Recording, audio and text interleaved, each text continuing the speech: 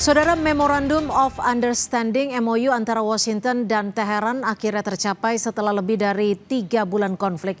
Namun sejumlah pertanyaan besar masih mengemuka. Seberapa kuat jaminan kesepakatan ini akan bertahan? Mengapa Israel hingga kini belum memberikan sikap resmi, dan akankah Tel Aviv menjadi pihak yang berpotensi mengganggu kesepakatan? Akan kita bahas bersama dua narasumber. Sudah ada Dina Sulaiman, pengamat Timur Tengah Universitas Padjadjaran, dan juga Anton Aliabas, pengamat militer Center for Intermastic and Diplomatic Engagement. Selamat malam Mbak Dina, Mas Anton. Saya coba ke Mas Anton terlebih dahulu. Mas Anton, kalau kita lihat MOU-nya, draft kasarnya sudah ada 14 Juni dan akan ditandatangani secara resmi 19 Juni 2026 di Swiss. Menurut Anda, seberapa kuat MOU ini bisa memastikan perdamaian? Mbak Cynthia, mungkin yang pertama kali harus klarifikasi, apakah benar itu yang disebar sekarang itu adalah MOU yang akan tanda tangani?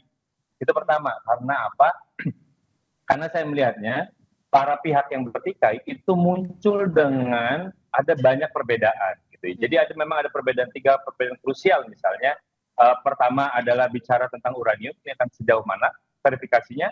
Lalu kita akan bicara misalnya tentang pengaturan Selat Hormuz, gitu. Itu juga akan yang juga tidak kalah peliknya. Yang ketiga adalah masalah Lebanon. Gitu. Ini Lebanon apakah masuk atau tidak masuk? Gitu. Jadi dengan kata lain, saya melihatnya sejauh ini karena tanda tangannya baru hari Jumat ya. Jadi sejauh ini para pihak yang bertikai itu agree. Ini adalah bentuknya adalah agreement to agree. Gitu. Jadi kenapa? Karena kemudian masih ada beberapa hal yang ini kemudian potensi multitafsir. Gitu. Jadi kalau tadi percakapan sebelum ini kata Mbak Dini, ini kita yakin apa enggak sih akan tanda tangan hari Jumat? Gitu. Kenapa? Karena divergennya itu masih besar. Gitu. Jadi bahwa ketika mereka... Tapi kan sudah ada poin-poin kesepakatan tuh, Mas Anton, termasuk soal gencatan senjata 60 hari, termasuk juga Iran tidak akan mengembangkan senjata nuklir, dan ada beberapa poin lainnya. Iya, tapi kan misalnya Iran mengklaim bahwa misalnya mereka menuntut ada dana sebesar misalnya 300 miliar US dollar untuk dana perbaikan. Dan itu kan tidak pernah ada pembicaraan oleh Amerika Serikat misalnya. Lalu misalnya bagaimana cerita tentang uranium? Apakah uranium dihancurkan? Apakah uranium nanti seperti apa? Melibatkan misalnya IAEA atau dan lain-lain, itu juga belum ada kesepakatan. Jadi ada banyak sebenarnya titik perbedaan. Ini yang saya melihatnya bahwa masing-masing pihak itu menggunakan strategi yang namanya constructive ambiguity, di mana mereka sama-sama sepakat untuk ingin berdamai, tapi kemudian mereka menciptakan ketentuan-ketentuan yang multitafsir. Jadi dengan kata lain bahwa strategi ini itu untuk bisa masing-masing pihak menjaga kemenangan. Domestiknya itu Mbak Cynthia. Saya coba ke Mbak Dina. Mbak Dina, kalau Anda sepakat dengan perspektif Mas Anton, atau menurut Anda sebenarnya MOU ini bukan hanya sekedar agree to agree, tapi memang sudah menjadi kesepakatan yang nyata-nyata untuk perdamaian jangka panjang, tidak hanya untuk 60 hari ke depan? Ya, kalau dari sisi namanya saja Memorandum of Understanding ya, bukan agreement ya, atau atau perjanjian yang memang betul-betul tegas dan kemudian dijamin oleh Dewan Keamanan PBB misalnya, seperti JCPOA. Jadi ini masih kesepakatan awal untuk kemudian melanjutkan tahap perundingan ke final draft ya, yang kemudian akan ditandatangani sebagai agreement antara kedua negara. Nah, di kesepakatan awal tadi, tadi seperti kata Mas Anton tadi, memang dua pihak ada perbedaan ya. Jadi misalnya kalau dari pihak Iran yang di antara 14 poin itu, kalau terkait Selat Hormuz, ya Iran bersedia untuk membuka Selat Hormuz tapi dengan tetap di-manage oleh Iran. Tapi kan kalau Trump di media sosialnya mengatakan sekarang sudah betul-betul bebas gitu kan, kapal-kapal silahkan lewat. Nah ini kan berarti ada dua persepsi ya di antara dua pihak ini. Kalau saya pikir ada hal penting yang membuat MOU ini sebenarnya adalah hal yang patut kita sambut ya. Mudah-mudahan betul-betul diimplementasikan tentu saja dari sisi penghentian perang di semua front. Karena kita tahu korban terus berjatuhan di Libanon, Betul. itu pembantaian yang dilakukan oleh Israel masih terus dilakukan, sehingga banyak sekali warga sipil sekarang tuh angkanya total dari sejak ini ya 2024 Ya, ada apa ceasefire kan waktu itu, ya. sampai hari ini sudah lebih dari 3.000 orang. Nah, ini kan harus segera dihentikan. Dan kemudian juga Selat Hormuz seandainya kembali dibuka kan beberapa hari ini ditutup lagi, full malah ditutupnya gitu ya karena serangan Israel. Oke. Nah, ini kalau dibuka kan berarti mengurangi tekanan ekonomi, mudah-mudahan harga minyak juga tidak terus naik, dan ini baik buat kita semua ya. Oke, nah di satu sisi adalah ketika ada pihak yang bertikai Amerika Serikat, Iran, di sini juga ada Israel. Dan Israel belum ada pernyataan yang benar-benar ikut setuju akan perjanjian damai antara Iran dan Amerika Serikat. Kalau Anda, Mas Anton, apakah Israel akan kembali mengguncang perdamaian ini, menggagalkan nota kesepakatan damai ini menurut Anda? Iya, saya pikir memang dari awal yang tidak setuju dengan adanya MOU ini adalah Israel.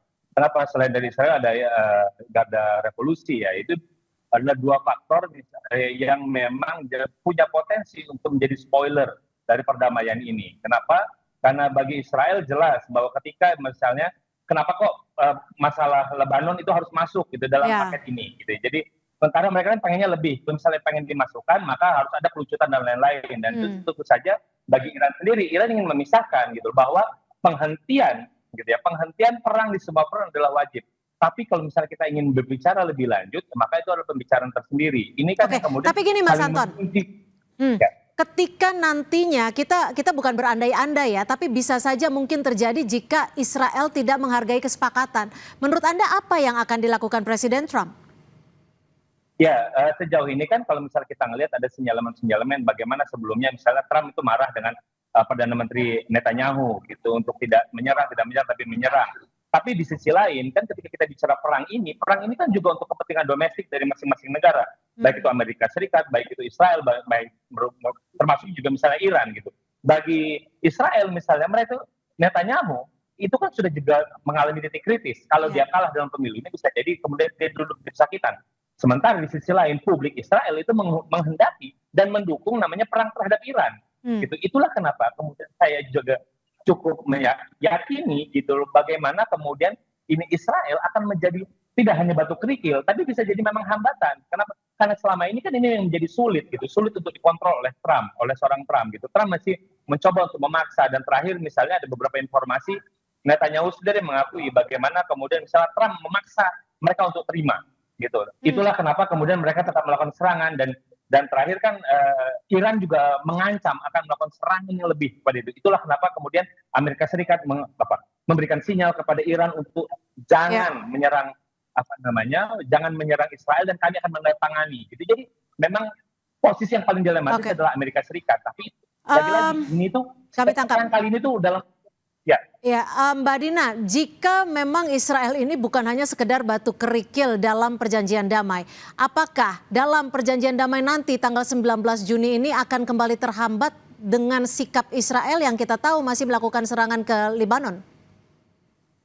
Ya, kalau kemungkinan akan menjadi penghambat ya sangat mungkin ya, karena track record Israel itu berkali-kali melakukan hambatan di bulan Juni 2025, Februari 2026 itu kan Iran dan Amerika Serikat sedang dalam proses perundingan. Iya. Tiba-tiba Israel menyerang. Nah, sekarang dengan rencana di tanggal 19 ini saya memang khawatir bahwa justru Israel itu memprovokasi situasi ya dengan semakin menyerang Libanon, dan juga kalau kita lihat di Gaza itu Israel juga kembali meningkatkan serangannya ya ke masyarakat Gaza.